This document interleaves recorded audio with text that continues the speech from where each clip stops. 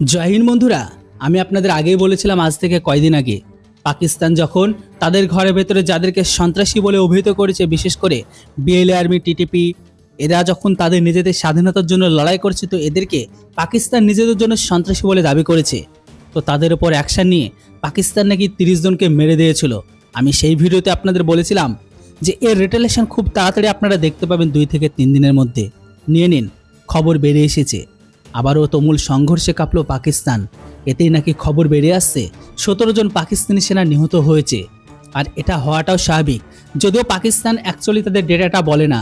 নিহত যদি তারা নিজেরাই 17 বলে, তো জেনে রাখুন এই সংখ্যাটা আরও বাড়তে পারে। পাকিস্তানের সন্ত্রাসী হামলার সংখ্যা আশঙ্কাজনক হারে বৃদ্ধি পাচ্ছে। বিশেষ করে দেশটির নিরাপত্তা বাহিনী বারবার হামলার লক্ষ্যবস্তুতে পরিণত হচ্ছে। 2024 সালকে গত এক দশকের মধ্যে সবচেয়ে প্রাণঘাতী বছর হিসেবে উল্লেখ করা হয়েছে এক স্টেটমেন্টে। সাম্প্রতিক ঘটনাগুলোর মধ্যে বেশ কয়েকটি বড় হামলা উল্লেখযোগ্য, যেখানে আইন শৃঙ্খলা রক্ষাকারী বাহিনীর সদস্যরা প্রাণ হারিয়েছে। যদিও এইসব হামলার দায় স্বীকার করেছে বিভিন্ন উগ্রপন্থী সংগঠন, তবে সরকার এখনও পরিস্থিতি পুরোপুরি নিয়ন্ত্রণ আনতে পারেনি। তবে এই বিষয়ের উপর বিশেষজ্ঞরা মনে করেছেন দেশটির অভ্যন্তরীণ নিরাপত্তা ব্যবস্থার দুর্বলতা ও সীমান্তবর্তী অঞ্চলে জঙ্গি গোষ্ঠীগুলোর সক্রিয় তৎপরতা এই হামলা বৃদ্ধির প্রধান কারণ। আফগানিস্তান সীমান্তবর্তী এলাকাগুলিতে উগ্রবাদী গোষ্ঠীগুলোর শক্ত অবস্থান থাকায় পাকিস্তানের নিরাপত্তা বাহিনী প্রায় হামলার শিকার হচ্ছে। এছাড়া গোয়েন্দা দুর্বলতার কারণে সন্ত্রাসীরা আগেভাগে চিহ্নিত হচ্ছেন না, ফলে প্রতিরোধমূলক ব্যবস্থা নেওয়া কঠিন হয়ে পড়েছে। এইদিকে এইসব হামলার জেরে দেশটির নিরাপত্তা বাহিনীও পাল্টা অভিযান চালাচ্ছে। বিভিন্ন জঙ্গি আস্তানায় সামরিক অভিযানে খবর পাওয়া যাচ্ছে, তবে পরিস্থিতি পুরোপুরি নিয়ন্ত্রণে আনা সম্ভব হচ্ছে না।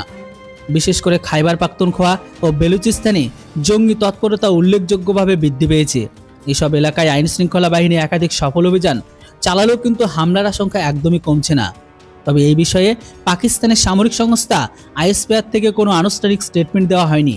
দেশটির সরকার ও সামরিক বাহিনী বরাবরই সন্ত্রাস দমনে প্রতিশ্রুতি দিয়ে আসছে, কিন্তু বাস্তবে পরিস্থিতি খুব একটা উন্নতি দেখা যাচ্ছে না, বরং সাধারণ মানুষের মধ্যে আতঙ্ক ও নিরাপত্তাহীনতা ক্রমশ বেড়ে চলেছে।